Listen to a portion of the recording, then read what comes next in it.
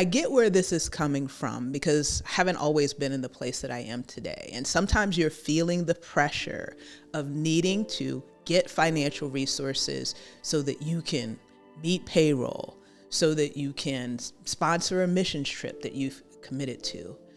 The list is endless because even though people say it doesn't, money does make the world go round. So a lot of this comes back to character. And while I'm a big believer in discernment, I do believe that God can speak to us and help us to identify red flags and understand, the heart of a person. Some things only happen through time, right? What if the next connection that you need to make to attract the funding that you need to scale your mission actually could come from a listener of your show? It is totally possible, and it's not as hard as you think. Trust me, I get it. You're feeling the pressure to keep your faith separate from your work, worried that pursuing your God-given dreams might be seen as selfish or misguided. For far too long, we've been held back by a world that tells us that faith and ambition don't mix, that our divinely inspired visions are just wishful thinking. But here's what I've discovered. Our faith isn't a liability in our leadership. As a matter of fact, it's the source of our strength and wisdom. When we fully integrate our leadership with our Christian values, then and only then do we tap into that unshakable divine power. The real challenge is navigating how to boldly pursue our purpose while staying anchored in our faith. And that's exactly what the Beacon Show is all about. Each week, we bring you biblical wisdom and practical strategies from true beacons, Christian leaders who are illuminating the world. And it's also that you can let your light shine brighter and brighter. I'm Tamara Jackson, and this is The Beacon Show. Welcome to The Beacon Show, where we believe in the power of faith-driven innovation to transform lives and communities. I'm your host, Tamara Jackson, and in this episode, I want to talk about 5 reasons that you, faith-driven innovator, need to start a podcast. Now, you may think, well, Tam, you're just saying that because you're a podcaster, but hear me out. I've actually had a couple of conversations over the last few weeks with leaders of an amazing faith-based nonprofit, as well as an up-and-coming brand. And in both instances, we talked about starting a podcast. And I want to share with you why I believe podcasting could be a critical piece of your strategy, especially if you are looking to attract donors and investors to support your cause. So first, why a podcast? Well, we know that millions of people are tuning into podcasts around the world. They're looking to podcasts as a way to gain insight and information that they can't find elsewhere. There are some things that are unique about the podcasting platform that make it something that really is attractive to a lot of people. The first thing that really stands out to me about podcasts is just the method of delivery. You have an opportunity to share from your heart what God has placed in your heart, why it's important to you. It's a great platform for sharing stories and also for inviting other like-minded people to join you on the show to share their thoughts. So it's a great way for people to be able to take in a variety of information, actually quite passively. That's another thing that's really cool about podcasts is many people listen to podcasts in the background while they're doing household chores, while they're driving to work, when they're stuck in traffic. I can tell you that I personally listen to podcasts all the time as I'm traveling to different conferences and events. So while it can seem to be passive, what people tell me, and I've experienced as well, is somehow the insights that they're gaining, even when they're not 100% focused on the episode, are really seeping into their subconscious and they're becoming a part of their thought process. So people that are growth oriented, that desire to make a difference in the world, they often listen to podcasts as a source of motivation and inspiration. I also want you to consider that The statistics show that those that listen to podcasts on a regular basis tend to be buyers. If you really think about how podcasting works, it's typically not an accidental process. This is a person that's going to a popular platform like YouTube and searching for certain words, or they're going to Apple Podcasts and they're entering certain keywords because they are looking for help in a specific area.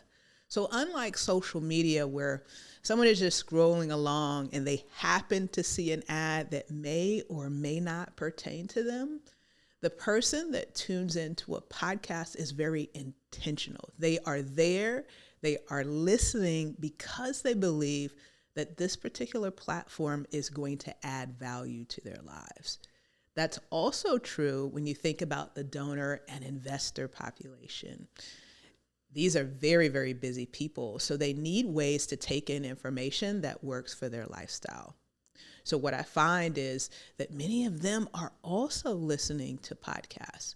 So what if the next connection that you need to make to attract the funding that you need to scale your mission actually could come from a listener of your show?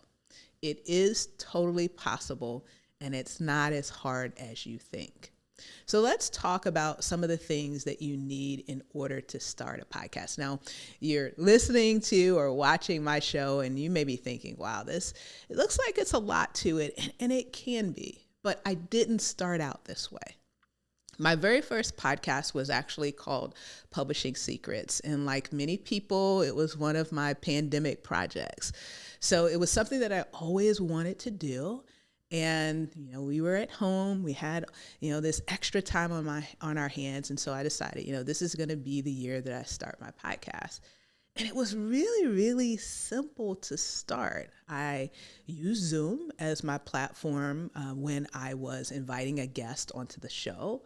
I had a simple microphone that I ordered off of Amazon. And I had a light, I had to play around with that. Sometimes lighting can be tricky, but I got a light so that it wouldn't look so dark in my space. And with those three things and the ideas that God had placed on my heart, I launched a podcast. So what's really great about this is it's something that you can start small with.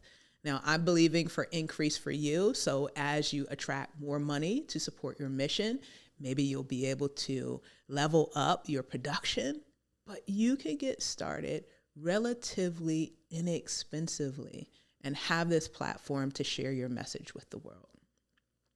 Now, there's also the piece of considering how this actually helps you move closer to your goals of attracting donors and investors. There are three things. I like to think of them as the ABCs at getting a donor or investor to support you.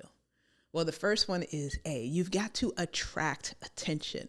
Now, you may have listened to other episodes where I talk about the fact that donors and investors are constantly being hit up for someone to support their cause. So how can you stand out amongst the sea of nonprofits and social enterprises and purpose-driven businesses? One of the ways that you can do that is through a podcast. Because even though it's relatively inexpensive to start a podcast, it requires some discipline. It requires discipline to consistently record episodes, to come up with new topics to talk about. It requires discipline to go through the work to get guests to come on and sell them on coming on your show. So while lots of people start podcasts, unfortunately, a lot of them end up in what we like to call the podcast graveyard. And you can verify it for yourself. Go onto Apple Podcasts and search for any keyword, and you'll see tons and tons of podcasts in the list. But if you click on that podcast, you may not see that they have uploaded an episode in months and sometimes even years. And that's because it does require a great deal of consistency in order to truly create a podcast that has a lasting impact. I hope you've enjoyed this episode of The Beacon Show. There are others like you that need encouragement in their journey as they are pursuing what God has called them to. And one step that you can take to help ensure that they receive the support they need is to rate, and review. It only takes a few seconds and it can make an eternal difference. You know how important it is to have someone in your corner that believes in you and wants to see you succeed. So take a moment to rate and review today. So one of the ways that you can demonstrate your stick-to-itiveness, your faithfulness to the mission that God has called you to, is to invest the time in consistently producing a great podcast, and that will attract attention. The B is for building relationships. Now, one of the mistakes that I see, especially new founders make all the time, is asking for money too soon.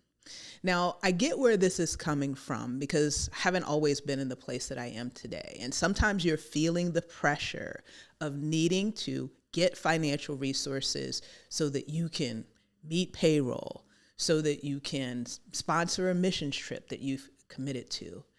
The list is endless because even though people say it doesn't, money does make the world go round. But I want to encourage you not to let the need for money to put you in a needy mindset, because that's a vibe that a donor or investor can pick up on pretty quickly. I like to think of it this way. You would never meet someone for the first time, no matter how attractive they were, going back to your dating days. No matter how attractive they were, you wouldn't ask them to marry you on the first date. But I see it happen all the time, and it's actually happened to me. I've just met this person in person, or maybe we've started an interaction online on social media, and literally within a few exchanges, would you like to invest? I'm thinking, wow, that's really, really soon, right? We haven't gotten a chance to know each other. And the same is true when you are looking for the funding to support your mission. You have to prioritize building a relationship first. Think about it. This person has invested months, maybe even years, to actually accumulate the sum that you're asking them for. Think about how hard you work for your money to support your family and your cause, right? A person is not going to part with that money so easily. They only are going to do it when they believe they have a compelling reason to do so. And the person that they are giving it to or investing in is actually going to be a good steward of that investment.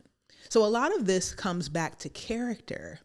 And while I'm a big believer in discernment, I do believe that God can speak to us and help us to identify red flags and understand, the heart of a person. Some things only happen through time, right? I like to think of it as relationships move at the speed of trust. And so if you're asking someone, you're believing for someone to part with $50,000, $100,000, you need to build trust with them. And that means spending time. So how does a podcast fit into this space? Well, a couple of ways. As people are listening to your podcast episodes, even though you're not physically in the same place, they are spending time with you. So each episode that you record, that's 20 minutes, 30 minutes, they're getting to know you. So as the episodes rack up, they're literally getting to spend hours with you. I'm always amazed at how I meet people for the first time and they can tell me things that they've heard me say either on the Beacon Show or on my old show, Publishing Secrets, or they can tell me something that as they followed me online, they can tell me something that I talk about. And this is the first time that I'm ever meeting them in person, but people are able to take in this information and they, if you're doing it the right way, can feel like they're getting to know you. So you're actually starting to build relationships through this platform called podcasting. But it's not just people listening to your episodes, it's also the people that you're able to invite on the show.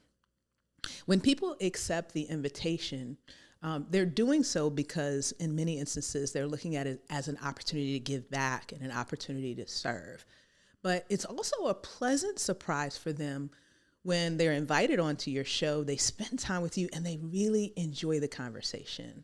They're able to gauge from the questions that you ask them and how you carry yourself and how you respond. They are able to get a glimpse of what your character is like.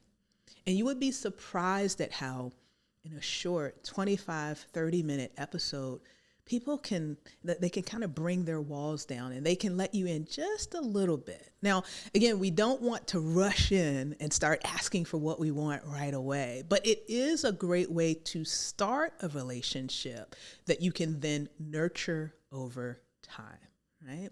So people that are listening to your episodes are getting to know you, and it's starting to build trust and build that relationship. But also it's a great way to build your network, to invite people onto the show that maybe could be a donor or investor or could know someone that could connect you.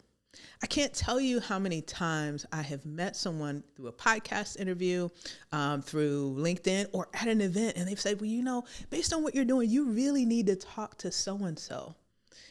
It's amazing. When you are in a faith-driven community, people want to support and encourage each other, especially when they know that your heart is right. So podcasting is a great way to build relationships. The C is for create value. Now, sometimes when I talk to especially new founders and they know they're in a situation where they need to raise funds, the tough dance that they're kind of doing is, well, I want this person to support me, but what do I have to offer them? Well, sometimes you're able to offer your gifts, skills, and talents. Who knows? You may be able to serve them in some way. And not everyone is good at everything. So I have many times in my career and in my business, when I wanted someone to mentor me or advocate for me or support for me, I've tried to figure out how can I serve them. But sometimes, it may seem like there's little opportunity to do that. Well, what's great about a podcast is it does create value for the person that you invite on the show. I hope you are enjoying this episode of The Beacon Show. It is our mission here at Beaconship to empower you, the Christian visionary, to achieve the impact that you desire to create in the world. So we want to come alongside you and provide the training, the mentorship, and the funding readiness that you need to grow and scale your impact. I'd invite you to join our mailing list where you can receive additional insights beyond this episode to build on what you've learned here today and take you to the next level. So go ahead, subscribe today, and we'll continue to keep you motivated and inspired to move forward in all God has called you to. Many times the guest has accumulated all of this wisdom. They have learned these lessons the hard way, and they're looking for a way to share their wisdom with others. Sure, their family might listen. They might have friends that are really looking to them for guidance, but you would be surprised how many times people have all of this knowledge, all of this insight, and they really have nowhere to take it. Your podcast can be a space for them to share the lessons that they've learned, to be able to kind of give their own masterclass to those that are coming up behind them. And I've also found on the Beacon Show that this is a part of their legacy, especially as we grow older, having celebrated my 50th birthday in 2024, you start thinking about, okay, what is the legacy that I want to leave behind? And when I think about legacy, I think about what I want to speak for me when I'm no longer here. And podcasting is a great vehicle to do that. When I'm long and gone off of the scene, these episodes will still be here. And the guests that you invite onto your podcast will have that same benefit. They have an opportunity to leave a legacy through your show. So I want you to consider all three reasons. This is a great way to attract attention, to build relationships, and to create value from those that you are looking to support you. But now let me close this out by giving you one very practical reason to start a podcast. The reality is the world that we are in, social media is a part of our daily lives. Good, bad, or indifferent, you may think that social media is a big time suck, which it can be. Some people feel like, there's a lot of darkness on social media, but here's how I look at it. While all of those things are true, it's also an opportunity to be a light. It's also an opportunity to demonstrate thought leadership, to challenge the people that are scrolling through Facebook, Instagram, TikTok, whatever platform they are on, to be able to spread hope and to be able to spread love and to be able to share your message that God has placed on your heart.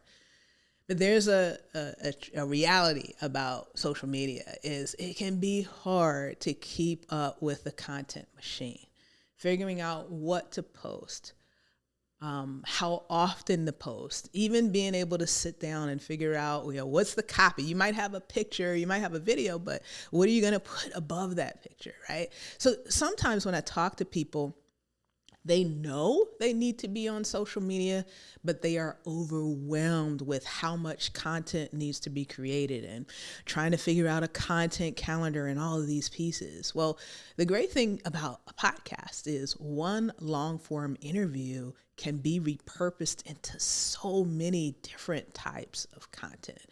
So this one episode, we can pull out 4 or 5 reels, sound bites that we can put, and now that's 5 additional pieces of content.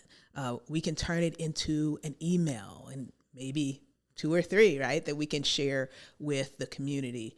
We can turn it into a blog post. It's literally endless.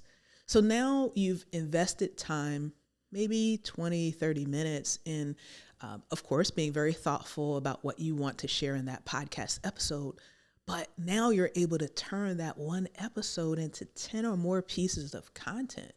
So if you're really pressed for time, but you know that you need to invest time in creating content, a podcast is a great way to do it.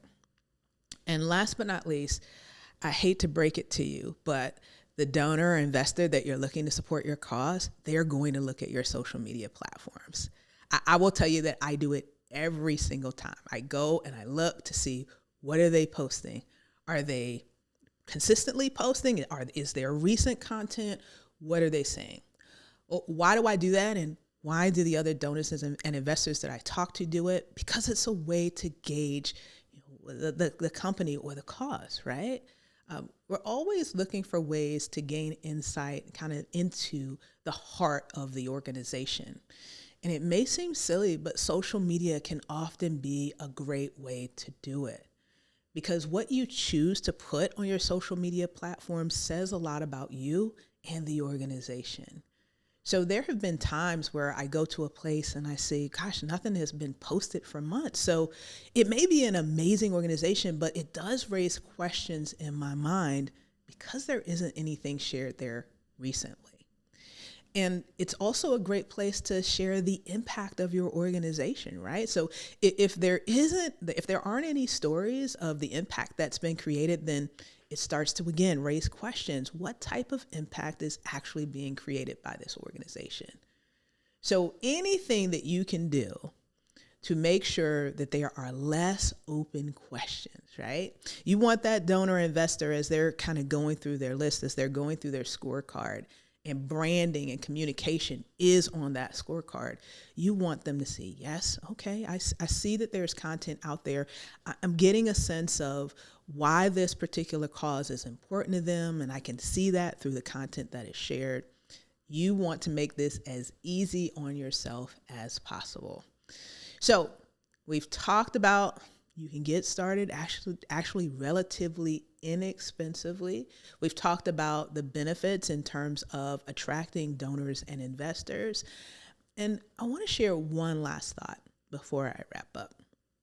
Many times as I talk to people about starting a podcast, they think, but Tam, I'm going to run out of ideas. I don't know what to say. And I get it, because when I started my first podcast, I thought the same thing. I was like, well, I know that this is the general theme, but I don't know if I can talk about this week after week after week, right? But here's the thing.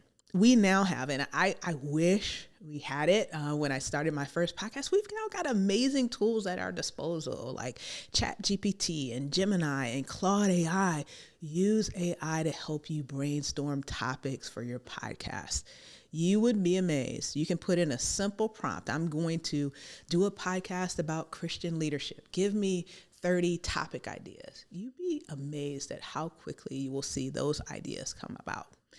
And now you are in a place where you simply are able to pick and choose from that list. And AI can even help you come up with an outline for how you will conduct your episodes.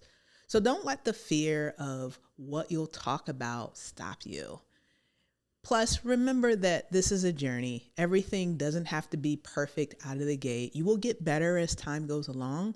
And I believe that adding a podcast to your arsenal will make a huge difference in you being able to create a platform for your message, to attract like-minded people that believe in your cause. And who knows, your next $50, $100 million investor may be listening to your show. So I want to encourage you, if you've enjoyed this episode, to go ahead and hit that subscribe button, join our email list so that you can get more tips about how you can bring your mission that God has placed in your heart to fruition. I'll talk to you next time. God bless.